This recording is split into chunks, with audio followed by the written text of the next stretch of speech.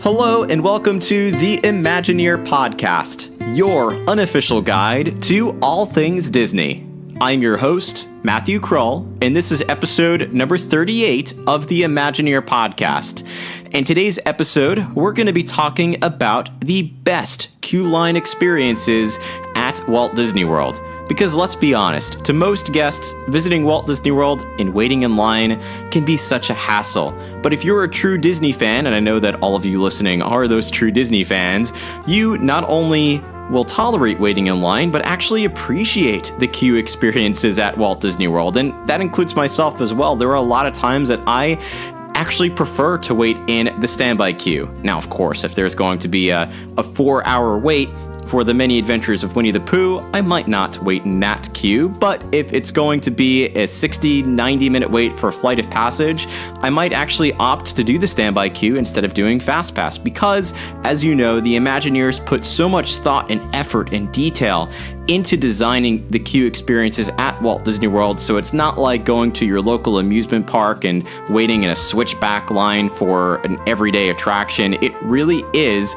part of the story that really transitions you from the land that you're in over to the attraction experience for whatever attraction you're deciding to ride. So again, in today's episode, we're going to be talking about our favorite queue experiences at Walt Disney World. I have a new guest on the show, and I will introduce her in just a minute. At the end of the show, I will then come back and, of course, tell you a little bit more about how you can connect with the Imagineer Podcast on all of our social media channels and how you can help to inspire and create the future of the show. So, grab some headphones, pull up your favorite armchair, and enjoy this episode of the Imagineer Podcast.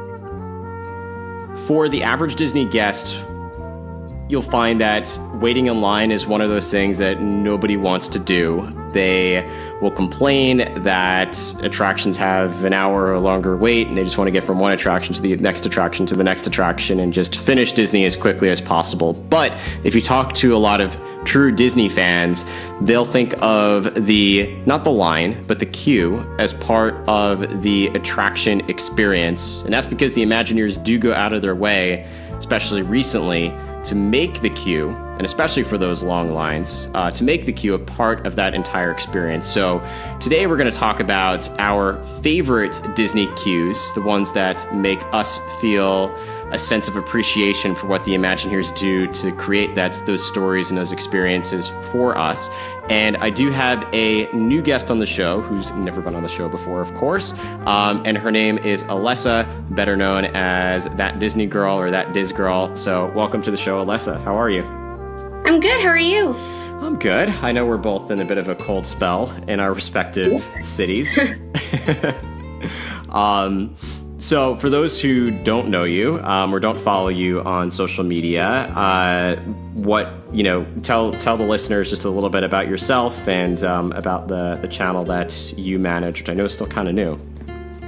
Yeah, cool. So my name's Alessa. I'm from Toronto, and I've loved Disney ever since I could imagine. And I used to always listen to like Disney podcasts and other Disney YouTubes. Eventually, I started thinking like, I want to be more a part of that scene. So only recently I started up a Disney Instagram page, which is _thatdizgirl. And then my main goal was to start a YouTube channel where I would like talk about different Disney things that like my opinions, things that are going on in the parks, and just things that I like to talk about when I'm thinking about Disney. So I started that, and that's That Disney Girl. And it's really, really fresh and new, but I tried to go into it with like an educated and professional sense into it. So hopefully it takes off, but it's a really fun thing that I've been doing, and it really keeps the Disney in my life when I'm not at the park. So that's awesome. I know the feeling because, again, being from New York, we're not too far from each other geographically. Even though it's two different countries, we're practically both at the border of Canada and the U.S. The only way I could be closer if I was in Buffalo. But I've checked out some of your videos already, and I definitely have to say that it does come across as professional and passionate, and you do have a very good production for your YouTube videos especially. So keep up the good work with what you're doing there. Did you always go to Disney growing up, or is this something that you just fell in love with as an adult or a teenager? I mean, like, when did that passion for Disney really start? My family has always had like a really strong passion for Disney. So the first time I went, I was like almost 2 years old. And then we kind of went every year since, and as a family, we still go every year since. But, since maybe I was like, when I became a teenager, I started to really like it a lot more. And then I started to actually look at like the history of things and the history of different rides, and, just all different, just other things aside from just enjoying the parks, trying to look at things while I wasn't at the parks. And then definitely once I started to get more into my 20s, I was like, ooh, this is becoming a real obsession, isn't it? And I started doing it multiple times a year. And then I wanted to do it even more. So then I started the channel. So I think it's like a snowball effect. I didn't think it would come to this point because it wasn't this strong when I was a kid. But it's weird that like I like it more now than when I was a child, which is when you would think you would like Disney more, but it's the way it happened. It happened the same for me. Honestly, when I did the Disney College program, a lot of people, my parents included, thought that maybe that would be it, that I would just be in that environment all day, every day, and it would be like a job, and I'd come home and I'd be tired of it. But you're right, it's a snowball effect. It was completely the opposite. I just loved it even more after doing the Disney College program, and then it keeps accelerating. Yeah, it's weird. My mom said the same thing. She's like, do you think it's going to die out for you? Like, it's getting kind of big. I was like, I don't know. I don't think so at this point. It just keeps going. Yeah.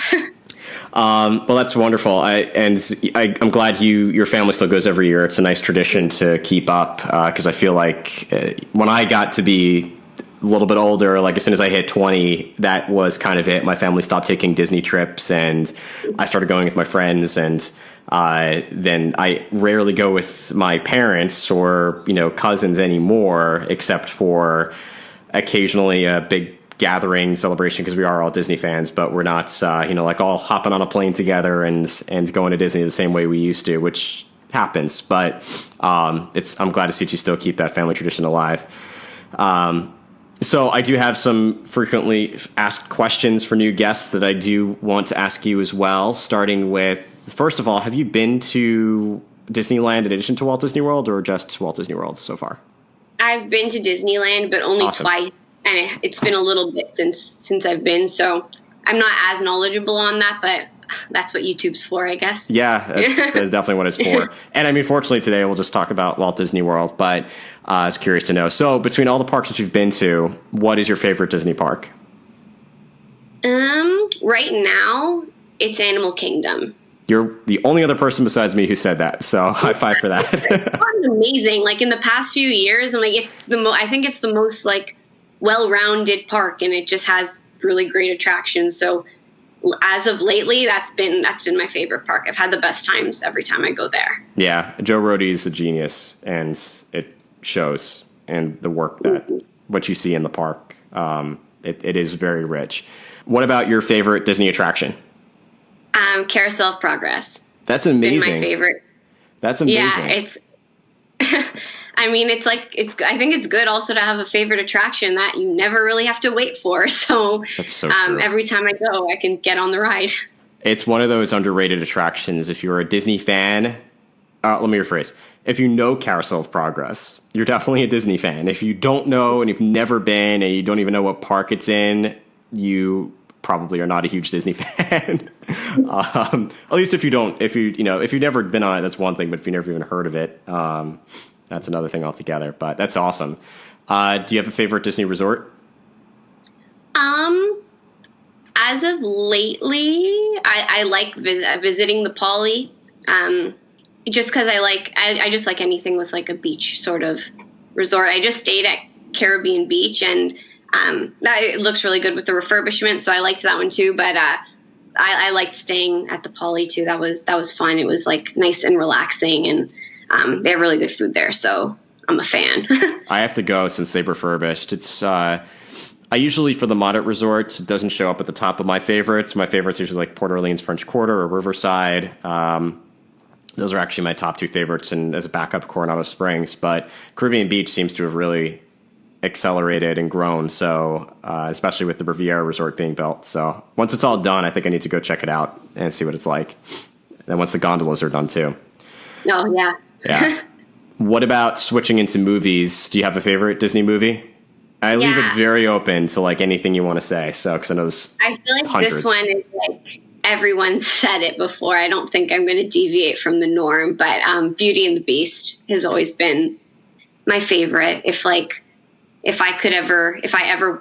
was tall enough, I would want to work as Belle. as Belle in some sort of way. But I love Beauty and the Beast ever since I was little. It's one of the things that got me into like, because I also enjoy theater. It was like how I merged probably two of my passions. So I love it. It's classic Disney, or at least classic Disney Renaissance. I think older people, when they hear that it's classic Disney, they think like they get a minor heart attack. It's like classic Disney is really like Snow White and Peter Pan and Cinderella, but it's part of the classic Disney Renaissance films. Do you have a favorite Disney character? That one's definitely the hardest of all the questions. Yeah, because there's so many of those. Right now, I think I'm really feeling Simba. Oh, that's funny. I literally just took a drink of my Lion King mug with Simba on it. As you said that, that's hilarious. Sorry, I didn't see that before I said it, but Simba's great. I just have been really into the Lion King lately, so I've been loving Simba. That's awesome. And it comes from my favorite movie, so that's another plus. But that's always that's a really great answer. I haven't heard anybody say Simba before, so cool. I think that gives everybody a better idea of your Disney fandom and sort of your Disney history. So, with all that being said, let's talk about the queues at Walt Disney World, because there are a lot. Every attraction has a queue.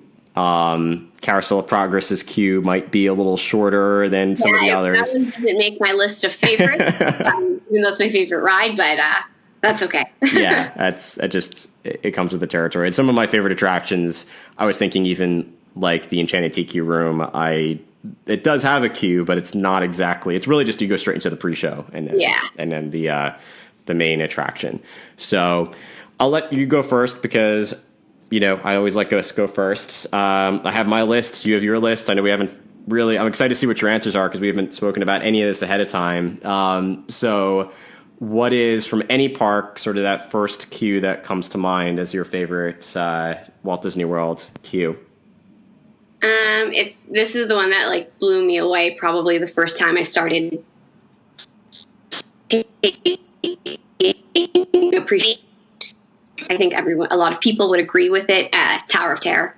Of course. I just think, it's such a good queue. It's like so well themed. I used to think maybe before you got into the actual hotel itself that it wasn't as grand, but now looking at it, it's like the landscaping is just so well done and just it's so awesome to go into it and see that. And then once you get into the hotel, it's so great.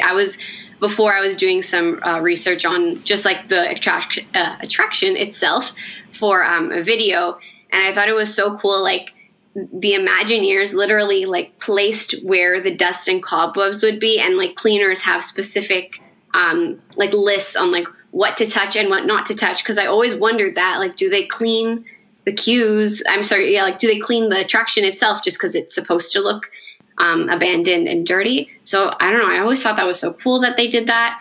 I like that it's kind of creepy. I just thought that's a really awesome aspect. And it has one of my favorite pre-shows. And it made me start watching the Twilight Zone. And then once I started looking at like the Twilight Zone, I started to see how much they took from the Twilight Zone and put it into the attraction. Just even with like, there's like a broken set of glasses that's in the lobby, and that comes from an episode, and like books in the library that comes from episodes, and this like creepy little doll at the end of the ride on the left side. I saw it the last time I went on That's from an episode. So yeah, all those things, I was like, the detailing is so well done, and it really kind of creeps you out, which I think is the goal. And not all rides can creep you out from before you even get on the ride. So it really creates really good anticipation, and the whole queue caters to the story, which I like. It does. I actually have been purposefully holding off, spoiler alert, on a Tower of Terror podcast episode because I do want, just like the attraction was so masterfully crafted, I feel like a podcast episode also deserves to be masterfully crafted for that attraction. So I'm trying to get all these pieces together and really think about how to make that episode one of the best and get people to actually say, like, Matt, that was probably the best episode. Of course, now I'm overhyping it before I even get to it, but partly that's because I do love the queue, and even going back as far as the Sunset Boulevard starts the queue experience, because that first time you turn, not only do you see the Hollywood Tower Hotel at the end of the street and its ominous look and how you can tell there's something off about it. It's very contrasting to Sunset Boulevard, how it has all the glitz and the glamour of Sunset Boulevard, and then you see this ominous, dark, like very abandoned looking building at the end. But then even how on the right, just past where that Starbucks is right now, the Charlie Carr Cafe, there's this old abandoned billboard for the Hollywood Tower Hotel that also hasn't been touched in what seems like 80 years. And all these pieces, even before you enter the actual queue, is still part of the queue experience. So you're right. It's one of the most like masterfully crafted attractions for that whole experience. And obviously is one of them that I had on my list too. Yeah. Assumed that we would probably double on that one. Yeah, it's hard. It's hard to think of attraction queues and not think of Tower of Terror. I'm sure there's at least 3 others on here. I can guarantee we have the same answer, but that's okay.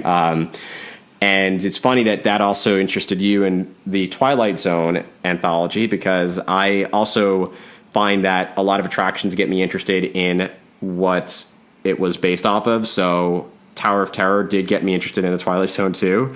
And next door to it, this is actually not one of my answers, but Rock and Roller Coaster, I had heard of Aerosmith, but I was not an Aerosmith fan. I didn't go out of my way to listen to Aerosmith music. I didn't know too much about Aerosmith, except for at the time, I Don't Want to Miss a Thing from Armageddon was popular on the radio. But other than that, I didn't know. I'd heard like Dream On and Walk This Way, but that was kind of it. But after riding that attraction, I became an Aerosmith fan, and I've gone to see their concert twice since then, just as a result of riding Rock and Roller Coaster.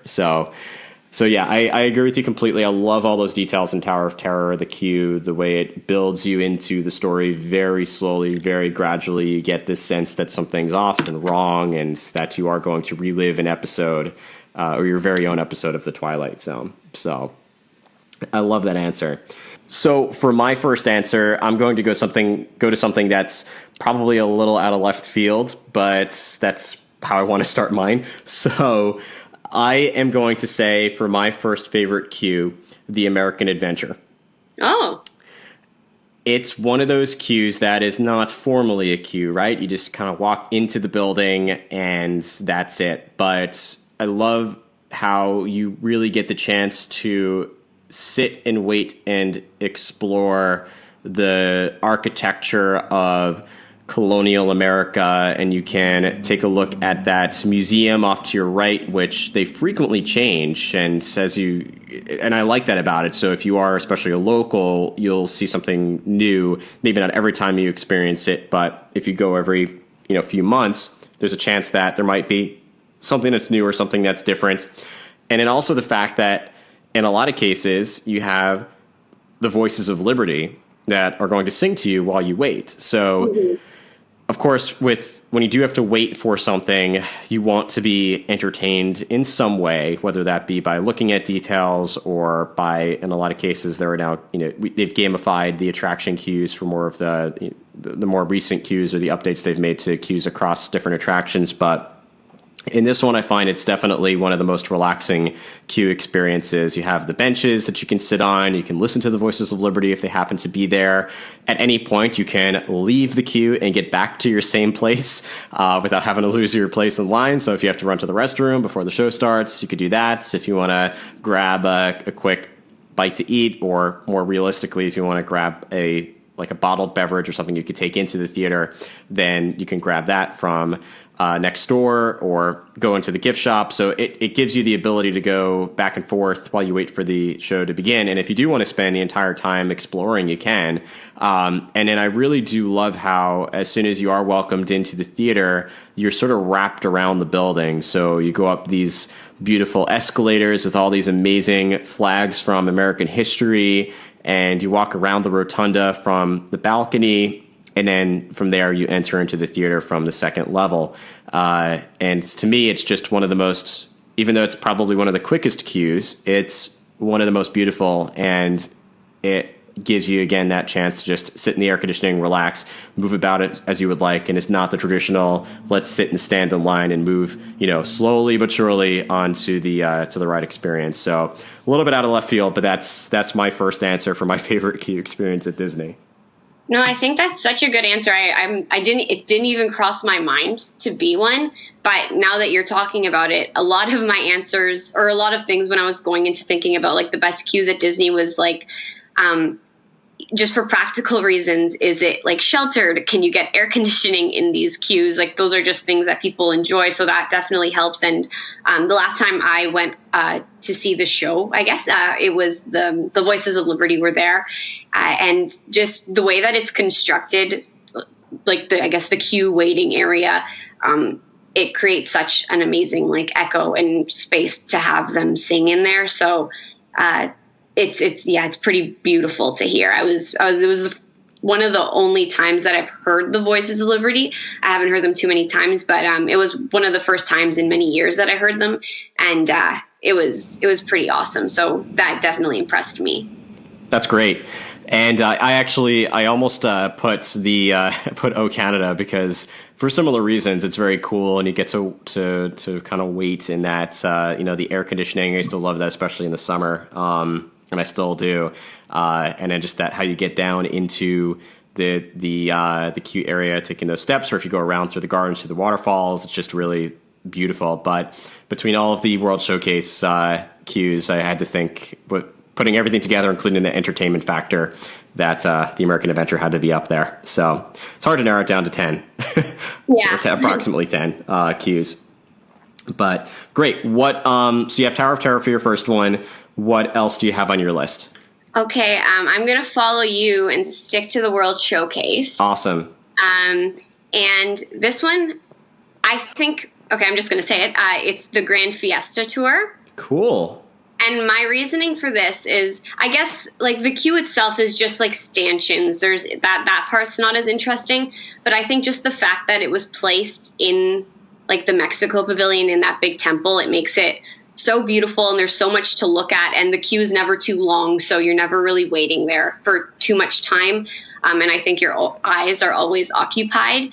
And then I was trying to think, like, is the temple part of the queue, or is it just like the stanchions that are the queue? But I think since you can see the ride itself from different parts of the temple, like if you're in the restaurant, that to me makes it part of like that. It's all kind of cohesive and all included together. So I think it's so well themed in that sort of sense. And I love it when I feel like I'm really immersed into a queue and like I'm kind of transported into another world. And being in the World Showcase, it's easier to do that. So I don't have too much to say on it, but yeah, that to me is I love going on the ride, and I love being in that temple. And if I have to stand in the temple for 10 minutes, it's no sweat off my back.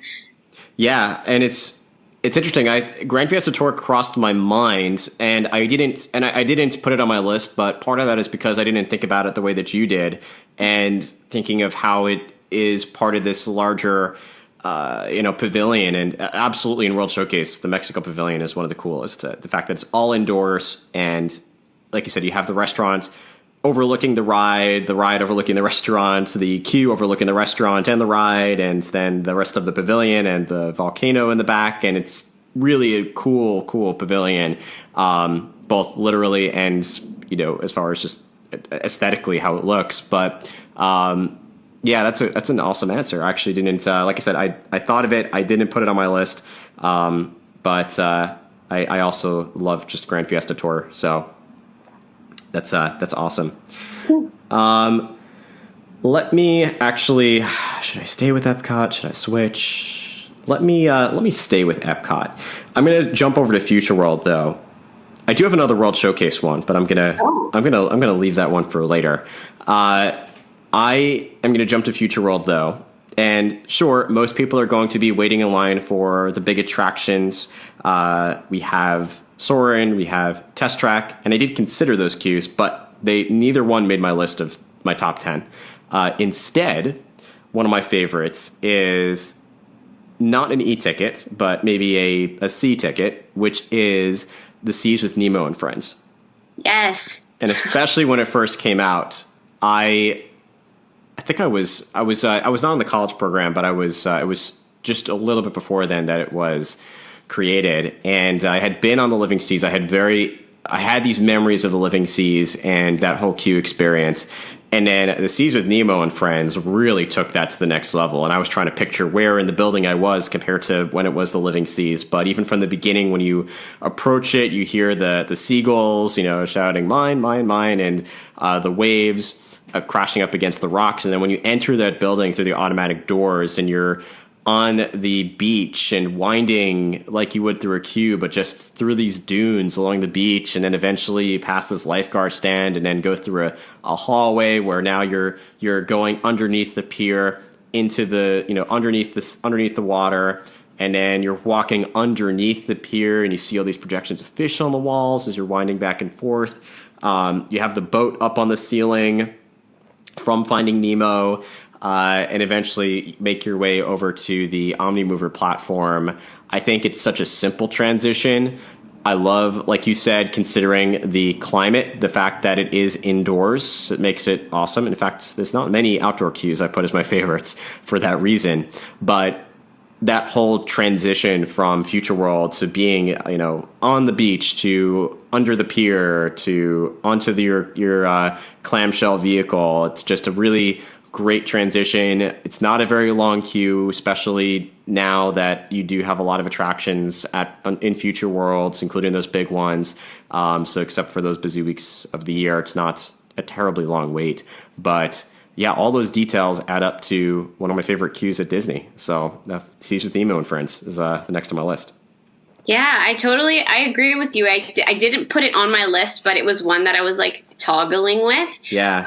The last time I went on the attraction, I realized I think I even like the queue more than the attraction.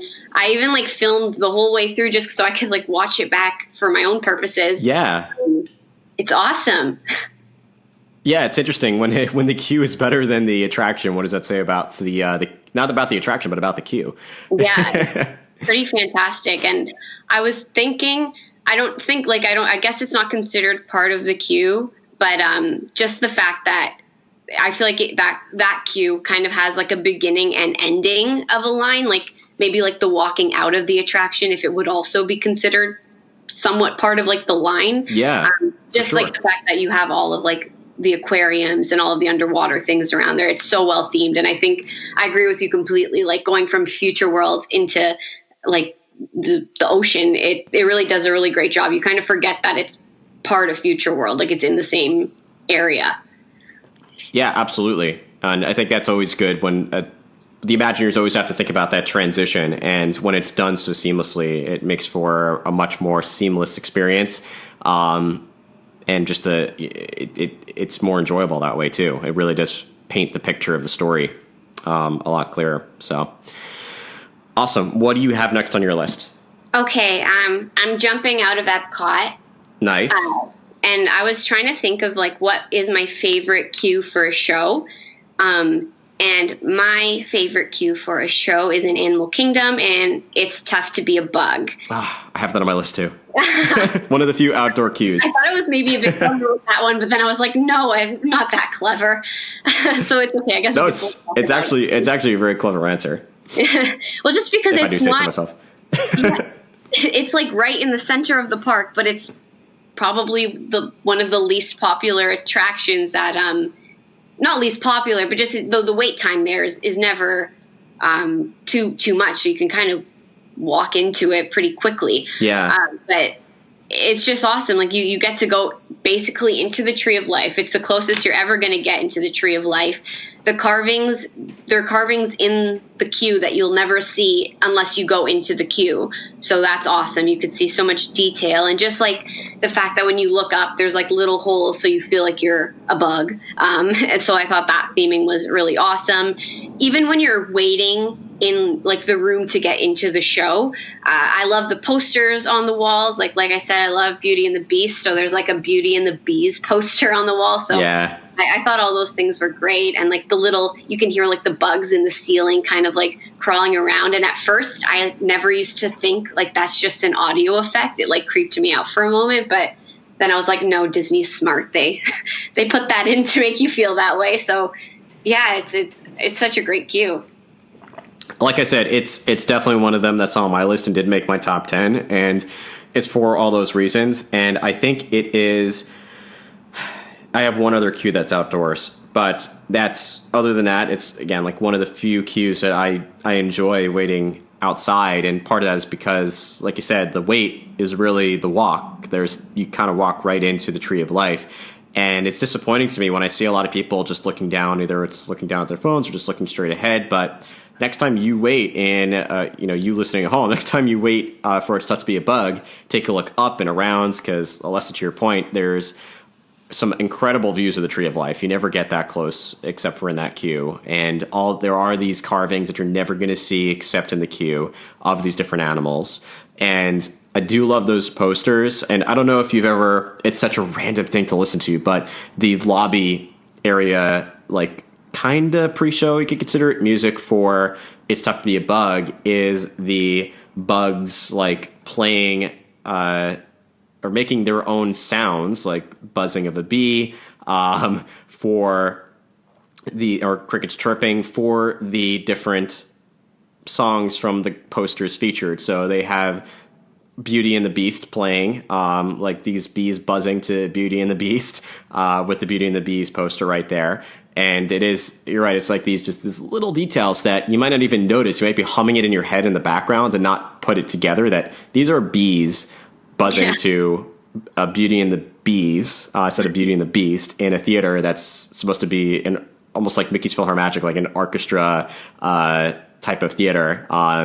But it's just bugs putting on a performance for you instead. So yeah, it's such a cool attraction. And then even going inside and you're in the middle of the Tree of Life and looking up at the size of the theater, it's another cool element to it. So yeah, and even when you just mentioned, I guess like it's an outdoor queue, and it didn't even cross my mind that it was an outdoor queue. I feel like that says something about it, because I always will recognize like, oh, we got to wait outside. It's going to be hot. Yeah. But like you said, it's a quick walk more so than waiting. And even if I've ever had to wait in that queue, I just feel like it's kind of like wide enough and there's enough to look at that people aren't bunching together, and it's not like you're trying to race to get into the theater. People generally, I think, take their time like to kind of go in there. So I don't know. I feel like it's one of the more relaxing queues of Disney, which you don't always get depending on the attraction. So that part is a definite plus, where you don't feel like you're kind of cocooned with a bunch of other sweaty humans. Pun intended. Yeah. It came out and I was like, ooh, yeah. I love it. I totally agree.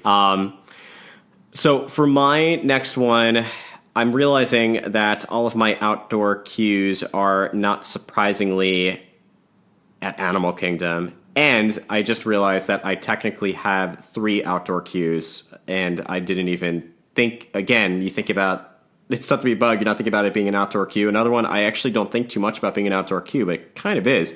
And I haven't put an e-ticket yet, so I'm going to jump to an e-ticket, is not surprising. It's Expedition Everest. Mm-hmm. I have that too. Yeah, it's, from the time that it came out, I just recognized it as one of the most immersive queues at any Disney park. And I compared it at the time when it did when Expedition Everest was built. So this is going back more than 10 years. Before they really started adding a lot more elements to queues and the interactive elements to queues and adding details to the new attractions being built, was I compared it to Indiana Jones Adventure at Disneyland, which I know we're going to talk about Disneyland today, but that one is especially considering its age, one of the most incredible queues that Disney's ever built. I agree.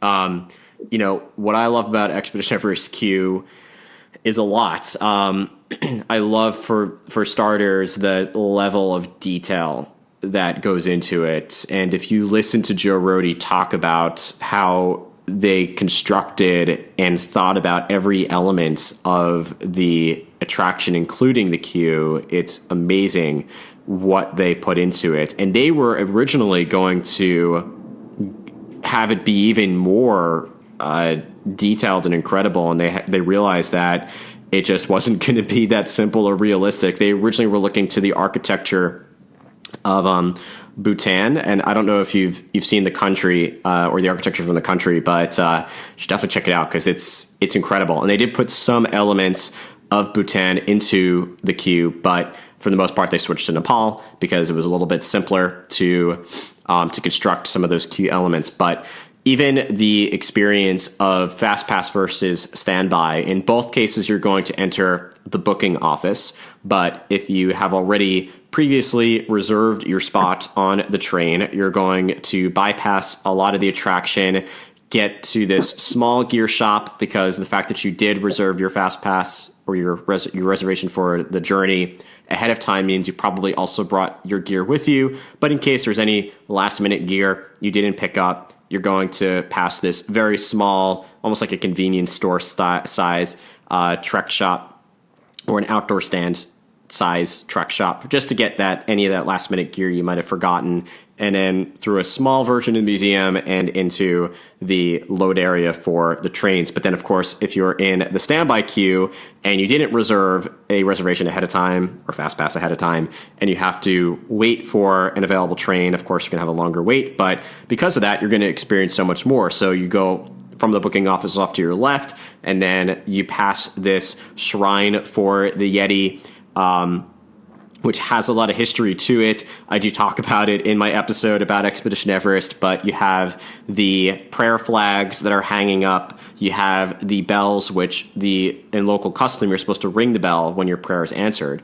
Around the Yeti, then you have the full gear shop. You might, if it's a very busy day, be stretched into the extended queue and pass the tea that's growing, which paints the story of this tea plantation that was turned into Himalayan escapes. But in either case, you then enter the gear shop, which is a more complete gear shop because you didn't book it in advance. You probably don't have all the gear that you need. You're going to want to buy a lot of stuff, your camping gear, your all the coats and the tire that you need to stay warm, perhaps some meals that you're going to need to keep your nutrition up as you're going up the mountain. Then into the full museum for the Yeti, and then into the load area. So that whole experience, how they paint the story, and the fact that the Imagineers actually went to Nepal and bought out entire stores and brought over 2,000 artifacts from Nepal back to Expedition Everest and put them into the queue. You could literally spend an hour in that queue and miss so much because of how much is in there. So for all those reasons, forget the attraction itself and how amazing it is, but that to me is one of the best queues that Disney's ever built, because of that storytelling and all the detail and the artistry that went into designing it. So. Yeah, I totally agree with you. Like I said, it made my list as well. The first time when I was younger, I feel like I went through the queue, and I think a lot of people might do this, and I didn't take full appreciation to the story that they were telling you and how much that impacts the ride itself and tells you why everything is going the way that it's about to go. And then once I started to actually take notice of everything, and I didn't ever research the queue information too much, but I did listen to your podcast on it, and then I started to get a little bit more interested in the backstory of everything. And once I started to realize why all the pieces were placed the way they were, I was blown away. They're like you said, you could spend an hour in that queue and not catch everything that they did. It's so great. And just something else that I realized was like the lead up to the queue, just like the way that it's all like placed around there. I think it's Circa Zong is like the town that you're entering. I might. No, you're right. Okay, cool. Just like I feel like just around the queue right before you even decide to line up, it's all themed to match that. So I thought that was really awesome. And another thing that I read a couple weeks ago, I don't know, maybe this is true, maybe it's not, but you know how you mentioned there's all like those shrines for the Yeti? Yes. Apparently people leave money on there, and that money is donated to animal conservation efforts if like Disney cast members ever find it. So I don't know, I thought that was cool. That's true. A lot of the locations where people leave money, that money is donated to some charity. So yeah, any money left behind in Animal Kingdom is going to be donated to conservation. I believe, and I could be wrong about this, but last I'd heard, people throw a lot of change into It's a Small World, and I believe that money is donated to the Make-A-Wish Foundation. There's just a lot of charity involved. Disney they don't take the money and pocket it. It's anything that's left behind is all donated to charity, which is incredible. Yeah, that part was awesome. I just thought it's like cool that people leave the money on the shrines. Like, I think it just shows that like people are really taking to the story and like really feeling immersed in it. And I love any time a Disney queue like is setting something up and you feel like the queue is relative to the ride and like the progression of the storyline. So just the fact that like, yeah, you are going on this like Himalayan escape expedition, and just the way that they set that whole thing up, I think it really makes you excited to get on the ride. And it just the fact that they are like telling you about this Yeti and how you should be kind of scared since you're an outsider and the Yeti doesn't really take good to like intruders. It gets you excited for the ride. It kind of makes you think like, am I going to see this Yeti or not? If you haven't been on the attraction before. I think it gives you a feeling of the ride before you actually ride the ride, which is really awesome.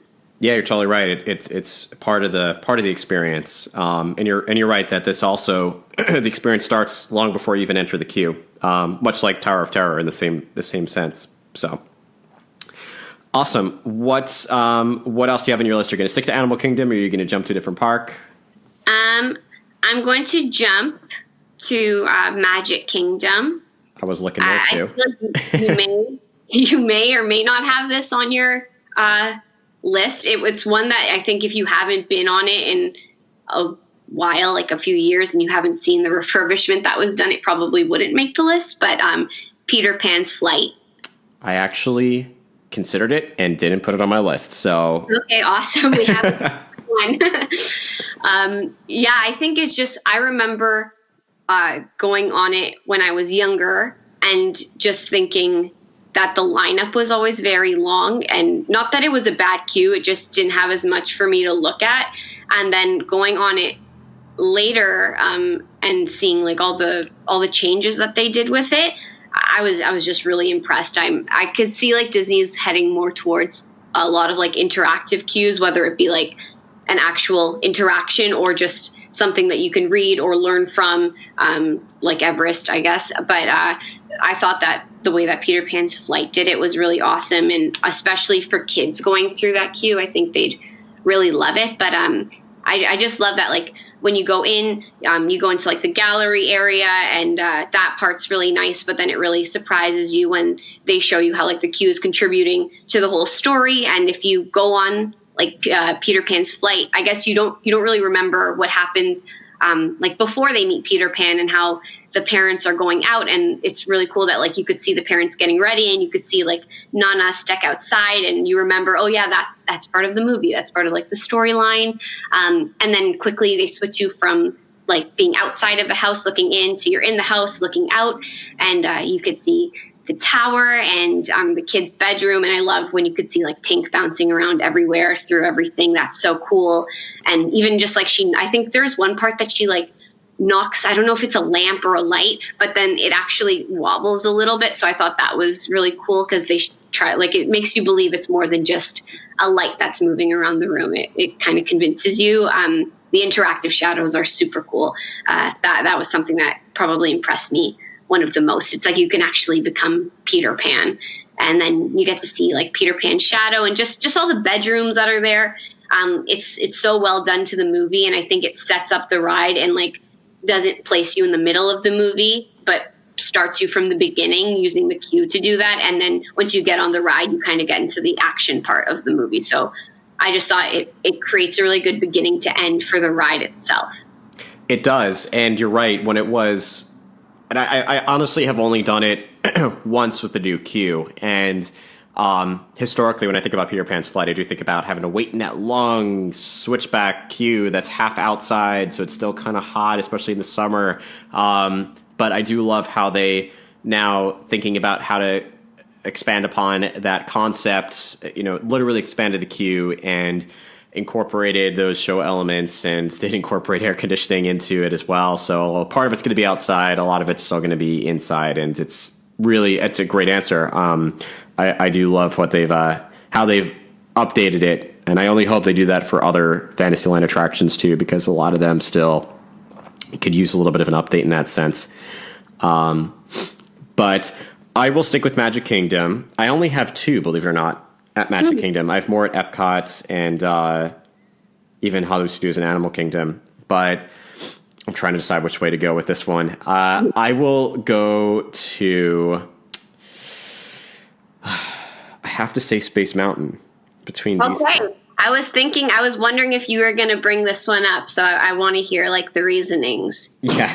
I think a lot of this for me is the nostalgia of the feelings I had being a kid with Space Mountain, more so than if my first time riding it was as an adult. I don't know if I would have the same type of enthusiasm for it, but still, I do love certain elements of it. So one of the things I like is, again, that transition. And that is one of the things that Imagineers, like we said, always have to consider when they're building attractions, especially large attractions, is how that queue experience, and even before, in some cases, you enter the queue, how that experience transitions you into the story.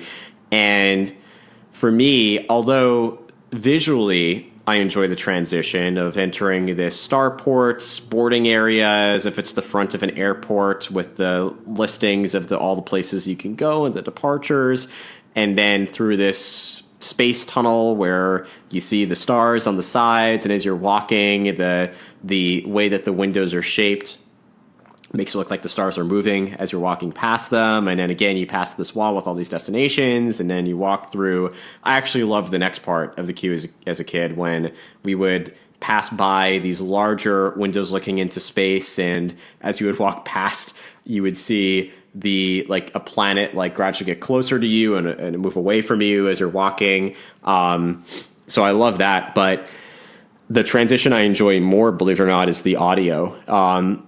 Because when you first enter, the Tomorrowland music is very bright and optimistic, and it does have that futuristic tone to it, but it still is bright and optimistic, and Space Mountain is supposed to feel a little bit more not necessarily ominous, but give you this sense. It kind of does give you a sense of anxiety, like it's a big roller coaster. So even though if you were to look at it from the outside, it's actually not a big roller coaster. But when you enter the queue, and again, if those of you listening have not heard the music, I'll try to see if I can link to some YouTube videos or something in the description. But it starts with this. It's just a 3-minute song, because you're probably not going to be in this part of the queue for very long. But this bright, optimistic song, and then as you walk down, which literally takes you underneath the railroad, and then back up, my favorite part of the queue is more spacey sounding, and the way they transition you with audio is in the tunnel that leads to that as you go down, and they literally combine the song, that bright, optimistic song you heard, with now these space tones, and it sounds like where you just were is slowly, now you're slowly leaving it behind, and you're entering someplace new, and someplace that's not quite Tomorrowland. And I just love how that audio, if you really listen to it, whether you're in the queue or not, does transition you very well, very smartly, and just very like almost subconsciously. And from not only the physical place, but the feeling that you have from Tomorrowland to the entrance to Space Mountain. I will say, admittedly, I do miss, although I like the fact that Space Mountain is now darker, I do miss being able to, when you're in the load area, see the coaster, hear the screams from the ride, and when the rockets still had this neon glow to them, you could still see them moving through the attraction. It excited you even more for what you're going to do. But I think now it's a better storytelling. It makes it feel less like a roller coaster and more like a rocket journey through space. So that is why I love it. And then, of course, the exit kind of does the same thing and gradually transitions you back to Tomorrowland. But you feel like, even though you're right there in Tomorrowland, you feel like you've just entered someplace totally different. So for me, that's why I love Space Mountain's queue. Yeah, it is a great queue. I thought you might mention it, and you mentioned a reason why I like it. The reason that I think I like Space Mountain's queue the most is, the audio is so great. I listen to the audio on my spare time, as I'm sure you do as well. I do. But yeah, it has really great audio, and it definitely does the whole transition thing really great. I love the second part of the queue, like the exit queue, especially as a kid, like seeing when you could see yourself in the queue through like the cameras that they have. Yeah. That part's super cool. And I always see like little kids kind of like trying to jump to like be above the belt to see themselves. So that part's really awesome. I feel like every time I go on Space Mountain, I rarely ride that ride without a fast pass, just because of the weight that it usually entails. Yeah. So I always like miss the way that like the audio would impact you if you were going at a slower speed. So I'd like to try that again so that I could kind of feel the way that the audio is supposed to impact what you're seeing, and like moving around and everything. But it's definitely a great queue. And indoors, it's like dark in there. So if it's really sunny and you're sweating, I think it calms you down from like the hustle and bustle inside of like the Magic Kingdom. So for sure, it can be a big rest period, even though you may be in line for a while. It definitely is like a relaxing line, not a crazy chaotic one. Absolutely. And I will say that, you still can get that transition even in Fast Pass, but you're right, it is a bit slower. And while I appreciate the interactive games that they've added to the queue, because especially if you're with kids, it could be a lot to wait in that line and not have something to distract you. But, like when I was a kid, I didn't have an iPhone because they didn't exist. I didn't have, there were no interactive games. I literally had to sit there or stand there and not only think about like everything around me and how it was impacting my feelings about the coaster, but also think about the roller coaster itself and think about the attraction, and just like it built up so much anxiety before you even got on the ride, having to wait. And in that part of the queue, you can hear the coaster lift because it's on the opposite end of the building, where after going through the strobe tunnel, it turns around and then it goes up the lift. So I would have to hear the clanking of the roller coaster. I think kids now are distracted with the game, so they don't really have to listen to that or think or notice that it's there. But I do remember that as a kid, like, all right, we're still going to do this. I still have to wait another 30 minutes thinking about it, and then we're going to do it. But it's still, obviously, it's still a great queue. Yeah, I agree with that. Because even I feel like since we didn't start going on that ride with the games on it, I never even try playing any of the games when I'm in the lines. But maybe that's something that I'm missing out on, and I should see like what Disney has done. But I think I just like you said, I prefer to just go in the queue and see what the queue has to offer more than be looking at my phone for some more time. But that's just me, and I like to look at the details. So I guess that's just my opinion. It might be different for a kid who doesn't want to look at details for too long. So I can understand the perspective of a parent liking that. Yeah, of course. It always is going to depend on the person and their level of interest in whether it's their surroundings, or again, like it depends on if you think of it as a queue, a part of the experience, or a line that you just have to wait in. So do you have anything else at Magic Kingdom? Yes, I do. I have two, although one, I don't know if it's more of a honorable mention, but I'm going to say my one that I love, which I don't know if you have it as well, but the Haunted Mansion queue. I don't. We have different answers for Magic Kingdom. I have a different thing for Magic Kingdom. Okay, cool. So I actually have some other ones too, but sorry, I'm going to continue on the Haunted Mansion. No, go for it. So I guess the reason that I chose to include this queue, the part of like the Haunted Mansion queue when you get into the line, if you're stuck in the stanchions, that part I don't think is too interesting. Like before you even make it to the interactive areas or like the graveyards or like the different tombstones, that part I'm not particularly in love with. But I think once you do get to like the tombstones, I've loved the tombstones. And something that I don't know how I missed this, but all of the like there's like a murder mystery in the queue.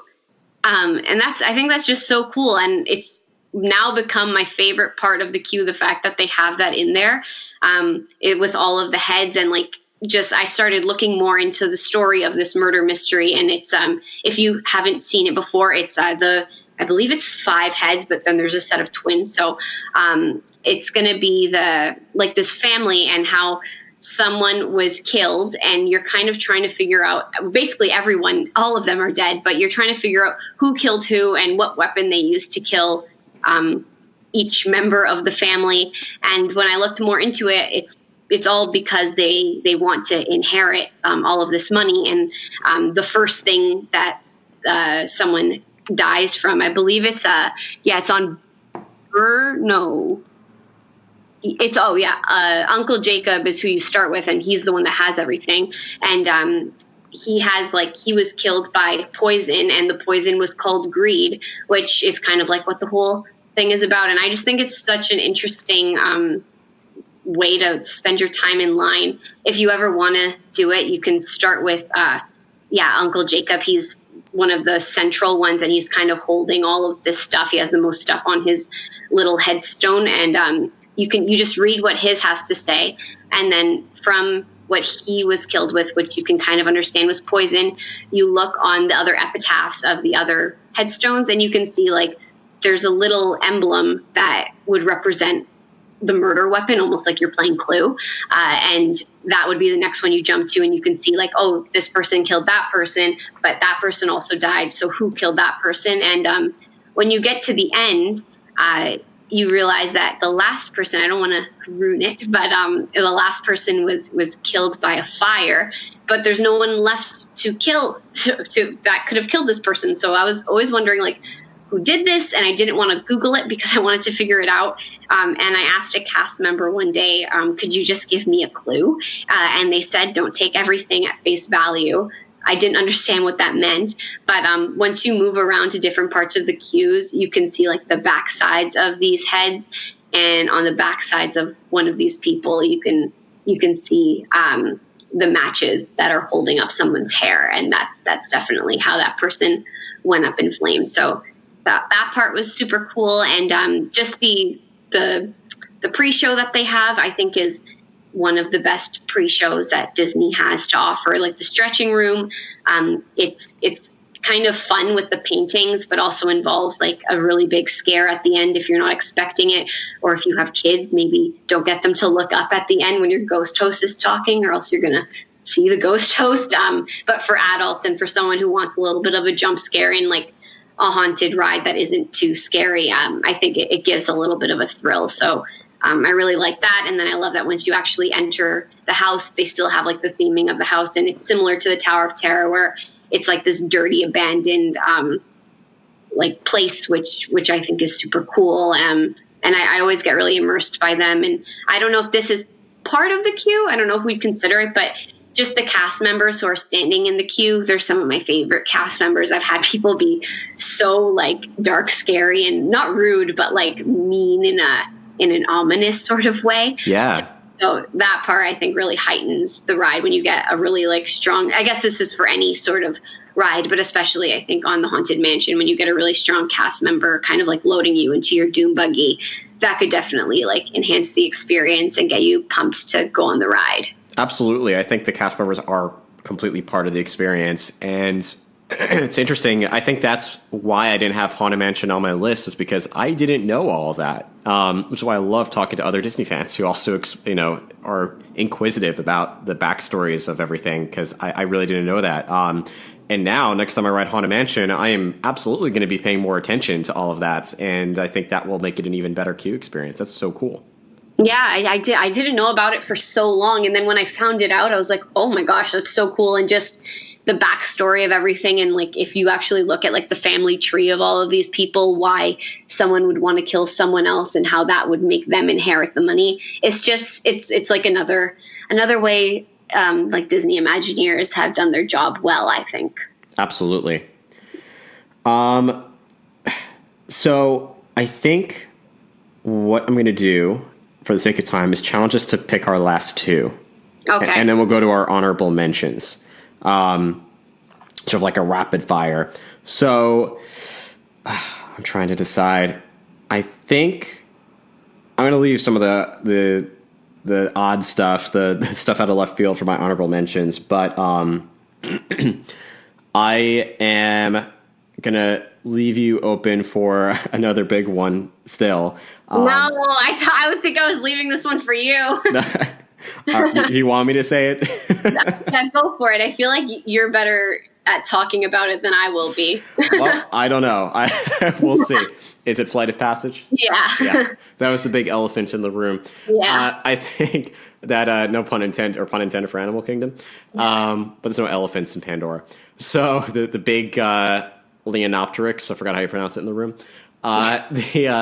So I obviously I haven't done this quite as many times as I've done something like Space Mountain or Haunted Mansion or any of that, but it is of course the newest attraction queue.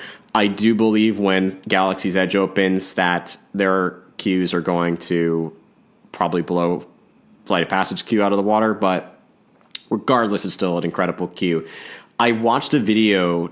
I forgot. I would give credit if I could remember who put the video up, but it talked about the Imagineering behind the queue itself, and it's the same story of the transition from Pandora, from the Valley of Moara into the RDA facility that you're going to walk into. But I appreciate how a lot of it is indoors. So even if it is a 3-hour wait, you can still very likely be spending most of that time inside as opposed to outside.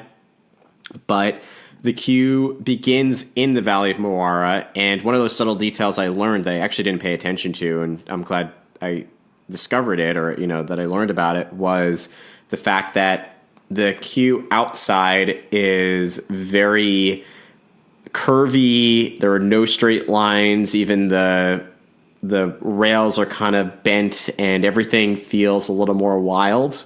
But when you walk into the building for the RDA facility, it is more straight lines. Even the queue kind of winds back and forth, more rectangular than the rest of the queue. And then similarly, when you exit, the RDA facility is very has these sharp corners and is very straight and almost manicured. It's very precise, like the landscape has been manipulated, as opposed to when you go back outside, everything is just, it winds and meanders and goes with the natural environment. So that's one element to it. I remember when we went for the first time went on it, and when we entered the cave, seeing all the details, the fingerprints that are there, and you can actually tell which ones are avatars and which ones are Na'vi based on the number of fingers that they have. I'll just leave that as a clue. And then when you turn this corner and enter the RDA facility, and how the sounds change, the atmosphere changes, the whole feeling changes. But even though it's still a facility, it's looked like it's been abandoned and taken over again by nature. And it constantly balances, the whole experience balances natural environment with manipulating the natural environment. So that transition is so smart. You don't really have cue music, but still the experience is entertaining. There's a lot of hidden details in there. And then when you enter the lab, I mean, there's just so much to look at in there. And then, of course, the animatronic for the avatar is impressive. It still blows me away how incredible that is. I love how, even though they don't tell you what the experience is like, when you enter that next room and you see that they're tracking banshees, that you sort of get the feeling like, all right, so there's something involving, I know it's sort of like feels like flying, but I guess now we're involving banshees. And then entering into the queue, and of course, entering into the pre-show, and the pre-shows are awesome. I love how the pre-shows vary depending on how backed up the attraction is.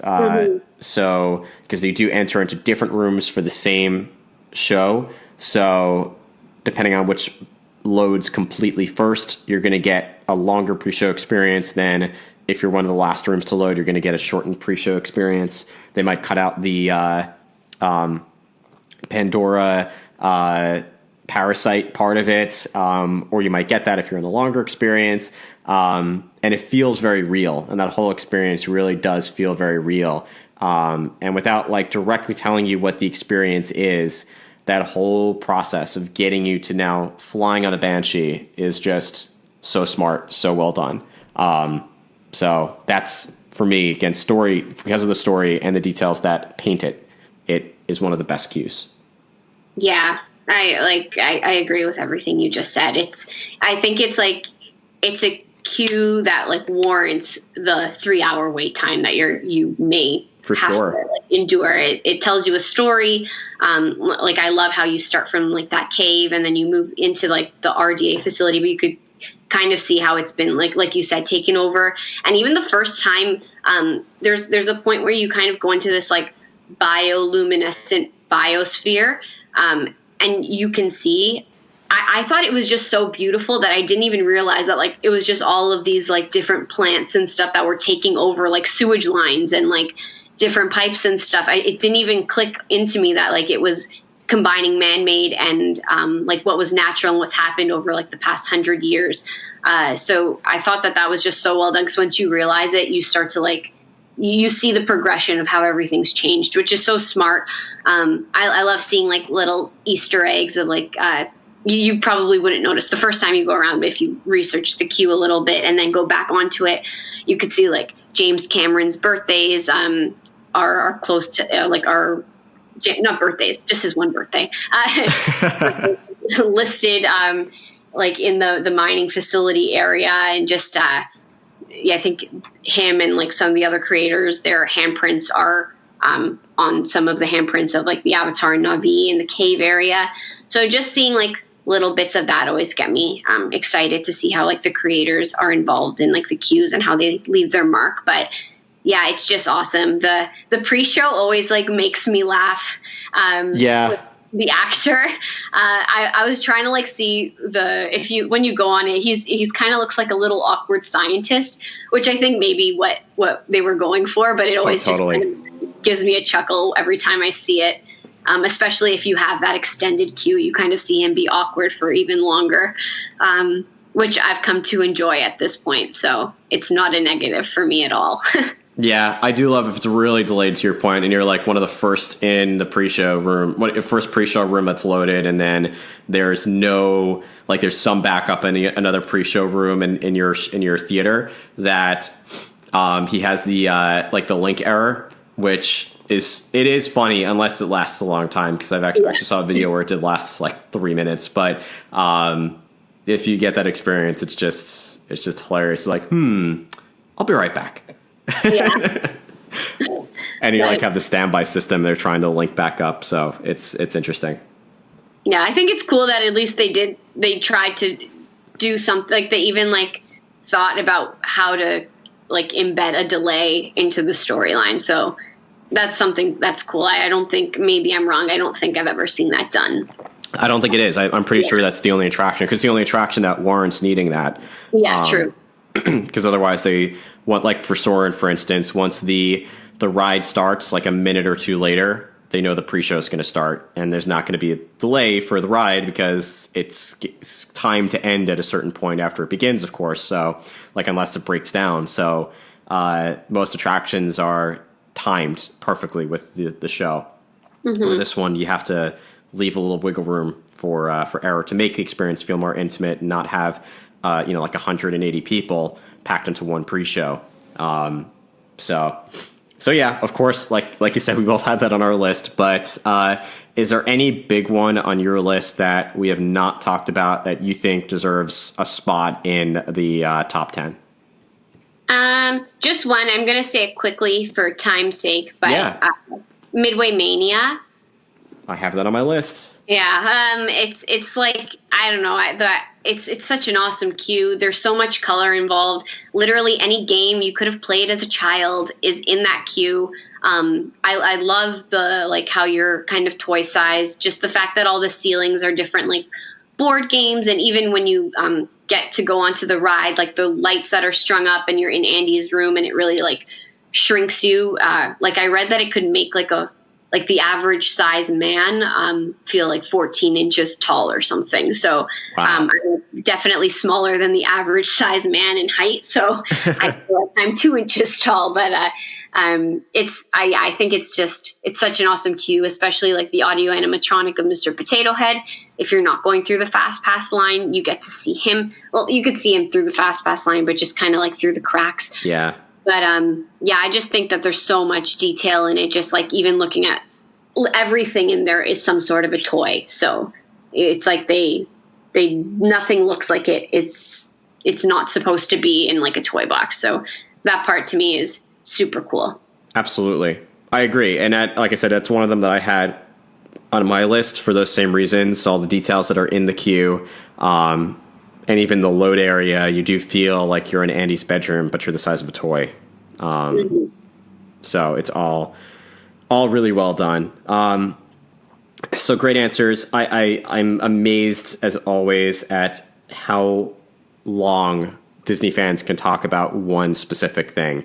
I feel like we could go for hours. I know. We could walk through, like, literally, like, let's talk about the Carousel of Progress queue, because it does technically have a queue. We talk about the pre-shows and all that. But I do want to run through my honorable mentions, and I'm curious to hear which ones you have. But I don't have that many left, because I did try to keep it kind of to a, believe it or not, a small list. Mm-hmm. So for the only one I didn't mention at Magic Kingdom was Pirates of the Caribbean. Yeah, me too. For Epcot, I have two I didn't mention. So the one that's out of left field, just like the American Adventure and for the same exact reasons, is Reflections of China. Oh. It's the same idea that you can kind of explore, and the temple that you walk into is beautiful. Sometimes you do have entertainment in there as well. They have I forgot the instrument that they play, but they do have a musician come out and play an instrument for you, a traditional Chinese instrument, and it's just beautiful. And you can walk into the terracotta army section of the queue. And it's, again, same idea, just kind of walk around and explore rather than waiting in a single file line. And so that at Epcot and Mission Space are the only two I have at Epcot. Did you have any others at Epcot? I had it was, I don't know if I even mentioned it as an honorable mention, but one that I was thinking between was Test Track. But just because I think I like designing the car, I think that part's fun, especially for people who haven't done it before. Yeah. But for Epcot, I didn't have a huge amount. So I think it's really cool that you even mentioned the other shows that you can go in and see those different cues, because I've never even heard the instrument being played in the China. It's queue. Rare. Yeah. Yeah. So that's something I'd want to be on the lookout for future visits. Definitely check it out. I don't know if there's a specific time. I'm sure if you ask a cast member, they might be able to tell you, but it's really great when that does happen. Hollywood Studios, I know we mentioned Tower of Terror and Toy Story Mania. The only one I have on my list that was not mentioned was Star Tours. Mm-hmm. I agree. That it was one, it's one that I didn't put it down, but it was one that I thought about. I'm just looking. Yeah, I had Pirates for Magic Kingdom, and I think I made it sound like that was the only one I had left for Magic Kingdom. But another one that I had was I don't think it's too great for me, but I think for kids, it definitely is awesome for Dumbo the Flying Elephant. I thought about putting that one too for the same reason. Yeah, because like I think the last time I went on it, they didn't have that pager system. So when I learned that they had that and that you can wait inside of like the tent there and like relax in there, I feel like for parents, that's probably so amazing because they get to just like chill out. I guess I'll quickly explain that. Basically, you wait in a line and they give you a pager. And while you have the pager, you're allowed to go into this like little kiddie play area, but it's really well themed and like lit really nice, I think, inside of there too. And the kids can play around, and parents, there's like different seats for them to just relax on. And it kind of makes you be able to like wait in a queue that isn't actually a queue. And I know a lot of people sometimes don't want to wait in a long queue just because they don't want to waste their time at Disney. So this kind of, I feel like it balances it out because it lets you get to something that you might not have gotten to, and you're still waiting at the same time. So that part I think is really cool. And I feel like you mentioned a few other ones that I had. I had Seven Dwarfs Mine Train as an honorable mention as well. It wouldn't make my favorite queues, but I like when you go into like the vault area. I think like the kaleidoscope effects that the barrels have are really awesome. I like that part of the queue. I think it starts to immerse you for what the ride's going to entail. But yeah, I feel like we've hit them all. I feel like we have. The only one I didn't mention, which is at Animal Kingdom, is Kali River Rapids. Oh, true. That is a long queue, too. It is, and it's all outdoors. And I don't ride Kali River Rapids, to be honest, because I don't like spinning. And the rapids spin a little too much for me to be able to handle. So even though it's slow and a lot of people think it's nice and calm, it's just too much spinning for me. So I don't ride it. But I have walked through the queue just like with other family, just so that I could experience it. And it's the same idea as Expedition Everest, but done in a different way. Which I'll leave that to the listeners to try to figure out what the story for Kali River Rapids is. I know it's at the surface level, it's very obvious, but if you really start diving into it and experiencing it through the queue, you get to a deeper story, much like Expedition Everest. So, but yeah, I think other than that, that's a pretty complete list, and it's amazing. There's so many attractions that we haven't even covered, but that also have incredible queues. Mm-hmm. So. I agree. Awesome. Well, Alessa, I'm definitely going to, like I said, leave some links in the descriptions so that the listeners can check out your YouTube page and your Instagram. And I think by the time this podcast episode airs, it'll still be a relatively new channel, but like I said, I've enjoyed it so far. So I'd encourage those listening to check Alessa out as well. So, thank you. Of course. So thanks for coming on to the show. I think we'll have to have you back on again in the future. Hopefully. This was fun. Absolutely. Great way to start my morning. Awesome. Same here.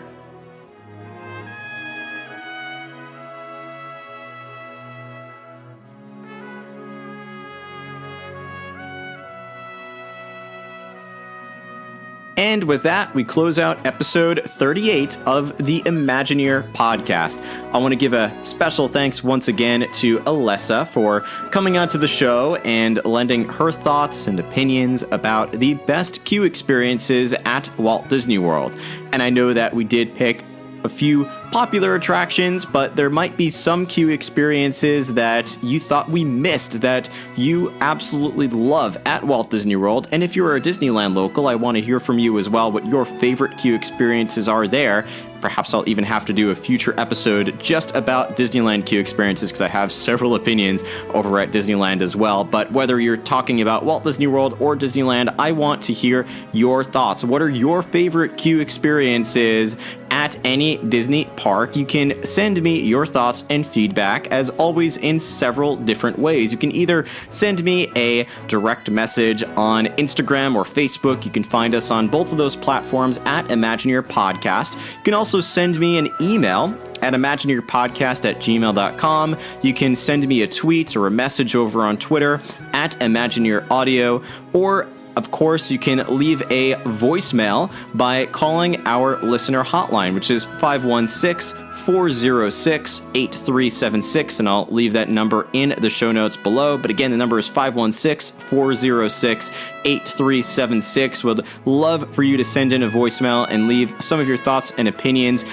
over a voice message that I could play in a future episode of the Imagineer podcast. And of course, I would encourage you to join our Disney fan community, which you can find over on Facebook, which is the Imagineer podcast Disney fan community. You can search for it in your search browser, click the link in the show notes below, or head to facebook.com/Imagineer podcast, and there's a link to that Facebook group over there as well. If you send me a request to join, I will approve that notification as soon as I see it come through.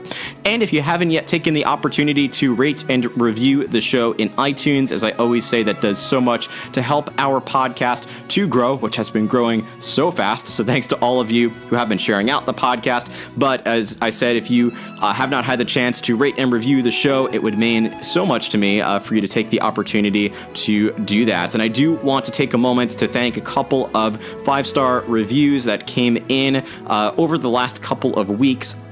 One comes from Raptor Claw 18, which is an awesome name, who gave it 5 stars and said, "Great for Disney fans. I find this podcast to be one of the best out there. Very informative and educational. There are episodes covering the history of Space Mountain to Indiana Jones Adventure, immersive binaural audio of attractions, which are great for reliving your favorite ride, and even tips on visiting the Disney parks. One particular episode covered the history of the attraction Horizons from Epcot, which is my favorite. There are even discussions on Disney movies and characters. I 100% recommend this podcast." Raptor Claw 18, thank you so very much. And I also want to thank another user. I am honestly not going to even try to pronounce this because it's like HXJDJFJDNDJ. I wouldn't even know how to say that. But regardless, thank you to HXJ. I'll just call you for leaving another 5-star review with the title that said, "This podcast made me a podcast listener," which is so amazing. In particular, this user wrote, "I have never been that into podcasts, but I recently discovered Disney podcasts, and I am head over heels in love. I have been obsessed with the Imagineer podcast lately. Only listened to a couple of episodes so far, but the show is great, and I can't stop listening." And then this user leaves a heart and some pixie dust. And I leave you a heart back. Thank you so much for that 5-star review. And as I said, any of you out there who have not yet taken the opportunity to rate and review the show, it does so much to help our podcast to grow. And the other thing that helps, as always, is to share out the podcast, whether you share it directly on social media, on Facebook, Twitter, Instagram, Snapchat, whatever your preferred social media channel is, or if you just reach out to your friends who love all things Disney and let them know that the show exists. Every single share makes a huge difference, and it does help our show to grow.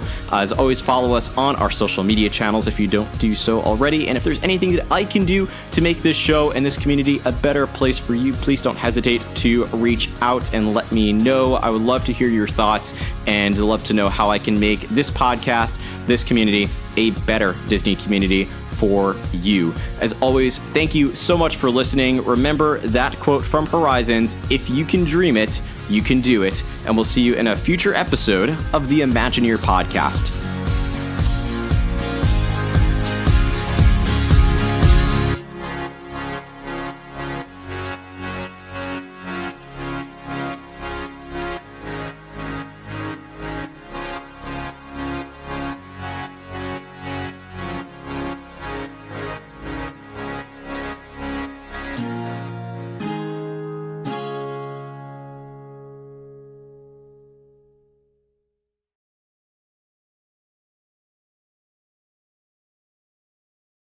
Attention, space travelers.